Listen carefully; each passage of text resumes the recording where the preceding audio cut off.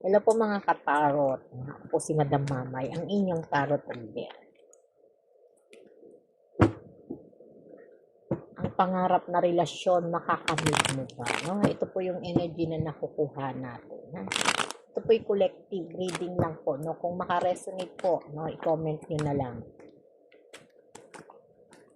At pag hindi naman po, no, maghanap na lang po sa mga ibang video po. No? Nasa profile naman. Ha? Baka doon po mapanood nyo yung maaring tumama po para sa inyo. Ang pangarap na relasyon, makakamit mo ba?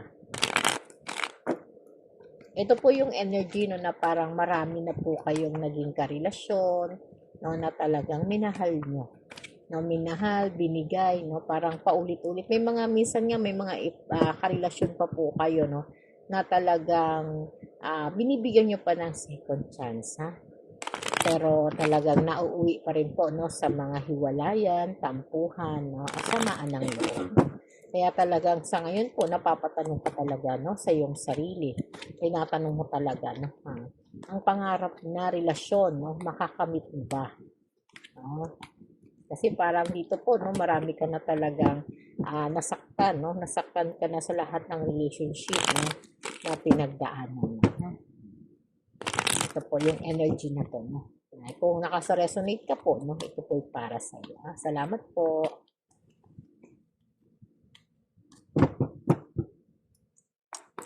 Ang pangarap na relasyon, makakamit mo ba?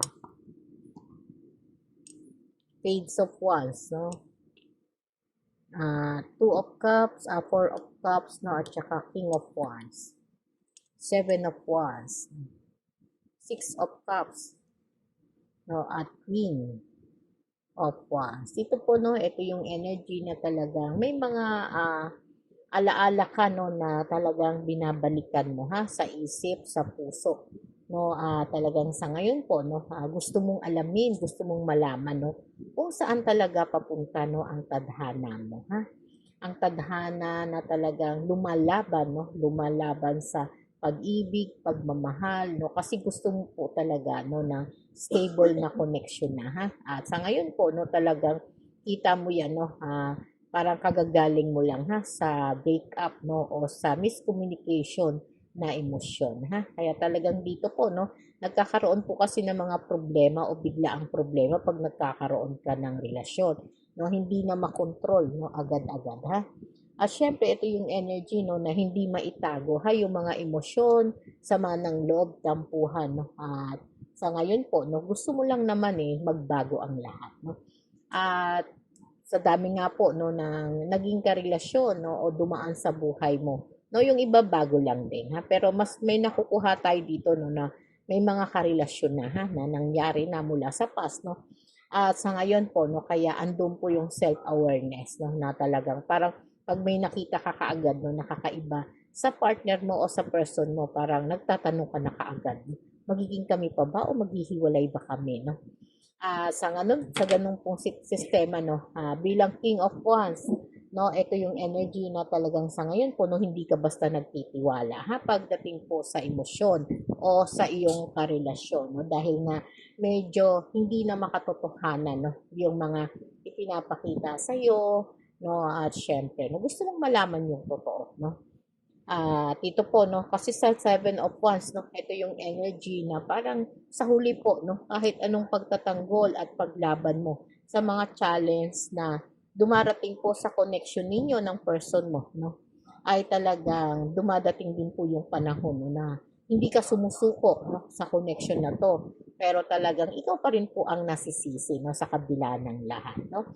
At ito po, no, sinasabi pa rin po dito no, nasa Six of Cups na nakastack po no yung energy mo mula sa past at sa mga ilang nakarelasyon mo na parang dumadating po no yung cycle pa ulit-ulit po no paulit-ulit kaya na parang nagka-trauma ka na sa pag-ibig na parang dito feeling mo na abuso ka na no nasasaktan ka lagi sinasaktan ka lagi no kaya talagang dito po no mas madalas po nagiging selosa ka ha selosa seloso no gusto mo lahat po ng atensyon ng magiging ka-person mo o ka-relationship, no, ay gusto mo solo mo, no, sa'yo lang, no. Kaya yun po yung madalas na nagkakaroon ng insecurities o pag-aaway po no, sa connection. Ha? Kaya ang pangarap mo na relasyon, no, makakamit mo ba? Kung ganito po no, ang trauma at takot mo sa past, no, na talagang kahit makakuha ka pa no, o magkaroon ka ng karelasyon na bago sa buhay mo, parang lagi ka pong may takot, no? Laging may takot at ayaw po, no? Ayaw pong ibigay ang buong tiwala, ha? Sa ngayon po, no? Talagang lagi mong iniisip, ha? Yung pangarap mo na relasyon ay makakamit mo ba, no? Kung ganun po na lagi pong nasa sistema o nasa nakaraan mo ang iyong puso, no? Dahil nga sa paulit-ulit. At syempre, no, subukan mo po no, na talagang magsimula muna ha, at pahabain muna yung connection sa isang bagong person sa buhay mo. Ha?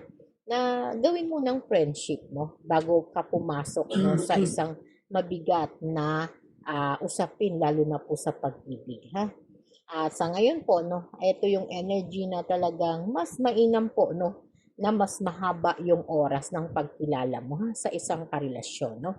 Kasi dito po, no, sa the strength, no, sinasabi pa rin na ito ngayon yung nagiging kahinaan mo, no, ang magtiwala, ha, sa isang karelasyon o sa isang person mo, no. Kaya yung pangarap mo, no, parang lagi kang nagdadalawang isip, no, baka umulit lang, baka uulit pa ulit, no. At dahil po doon, no, mabilis na nag-a-adjust, no, yung emosyon mo, pati yung isip mo, no. Kaya pagdating sa energy na to, no, masaya tapos bigla pong nagpapalit dahil dun sa adjustment ng trauma ng past, no. At yun yung energy na talagang parang dumating ka po no sa panahon ha, na hindi mo na kayang magtiwala, no. Ayaw na magtiwala kahit sa sarili mo. Paano mo nga ba makakamit no ang pangarap na relasyon, no, na talagang sa ngayon po no pangarap, parang pangarap na lang ba, no, pangarap na lang ba. No, sabi nga po ng Two of Cups, no, ito yung sinasabi na talagang nagkaroon po kasi no ng mga ano no, mga pagsubok sa koneksyon, no. Sabi nga po ng Eight of Pentacles, no, ito yung energy na sa ngayon po, no, ay mag-focus ka munang pag-aralan ha, yung mga kahinaan mo, kahinaan na magiging partner mo o ng person na ginugusto mo, no, bago ka ulit pumasok, ha. Kasi dito po, no, mananatili ka po, no, na talagang takot. Takot lumaban, takot mag-isa, takot magtiwala, takot din pong magmahal, no. Kaya paano po uusad ang isang connection o relationship, no, na talagang punong-puno po ng takot, ha? At sinasabi pa rin po dito, no, dito nga, no, sa ating Five of Swords na ngayon po, no, kailangan mo pong gawan ng paraan, no, na matalo mo yung mga negative, no, sa isip at puso mo, ha? At ikampante po ang isip, ha? Kasi marami ka na pong dapat matutunan o natutunan sa mga past connection, no, na hindi naging successful, ha? Kay mabait po, no, o hindi mabait yung iyong person, no, babae man o lalaki, ha? Kailangan mo po no na magtiwala po sa sinasabi ng puso mo, ha. At syempre no, 'pag nagmamahal, andiyan po yung energy na kailangan mong sumugal, no. Kaya po 'wag kang matakot, ha. 'Wag matakot magmahal, no. Sa ngayon po, no, andun yung energy na kailangan mong mag-mature pagdating po sa pag-ibig, ha. Kasi ang mangyayari po, no, tatalon ka, hahanap ng iba, babalik po, uulit lang po, no. Nakakapagod po talaga ang ganun, ha. Kailangan mo muna pong ipahinga ang isip, no? Ipahinga ang sarili, ipahinga muna no sa mga problema, no? Kung meron kang mapupusuan no, o mas mapipili, no? Kailangan mo muna mag-sacrifice, ha? Na mas piliin na maging magkaibigan muna kayo, ha? Bago po pumasok sa isang masayang connection o mahirap na connection, no? Kumbaga, enjoyin mo muna, no? Yung connection ng mapipili mong person, no, babae man o lalaki po, ha. At ito po no, andun yung energy na kailangan no maging stable muna ha bago ka pumasok sa isang relationship, no. Na talagang sa ngayon po tanggalin mo lahat ng takot at umasa ka no na malalagpasan mo po no lahat ng pagsubok at problema pati mga takot po no. Ang pangarap na relasyon makakamit mo ba no? Yan po yung tanong no na talagang nagpapahirap po sa at ang Wheel of Fortune nagsasabi po, no, huwag kang matakot magmahal, ha? Kasi ang nakaraan po'y nakaraan na. At hindi po lahat ng karelasyon o darating sa buhay mo ay maghahatid po sa lagano ng sakit, takot at trauma, no? Kailangan mo pong matalo o matanggap, no, sa sarili mo na talagang ang connection o ang relationship, no, ay dumadaan sa mga pagsubok. Kailangan mo lang talagang matutunan, ha? Yung pagtanggap, no, at focus. So, syempre dito po, no, pangunahan po, ha, yung mga pangarap na talagang wag mo nang isusuko ang isang relationship, ha? Pag nagkakaroon po ng problema, kasi doon po sa mas maraming pagsubok o mas maraming pagkakamali, doon po maaari, no, na mas maituwid at mas maitama po yung connection na meron sa inyo, ha? Para po yung pangarap na relasyon ay makamit mo na. Okay po, no? At marami pong salamat. Ako po si Madam Mamay, ang inyong tarot guide, no? At sa mga nais po, no, ng private reading, ha? Andyan po, pakiclick lang po ang description box, no? At diyan po, may link tayo, no? Sa mga gusto naman po, no, interesado naman magpa-live reading, ha? Available po tayo sa Black Apps, no? Lagi po tayong nagla-live. Okay po, maraming pong salamat at magandang tarot po sa inyong lahat.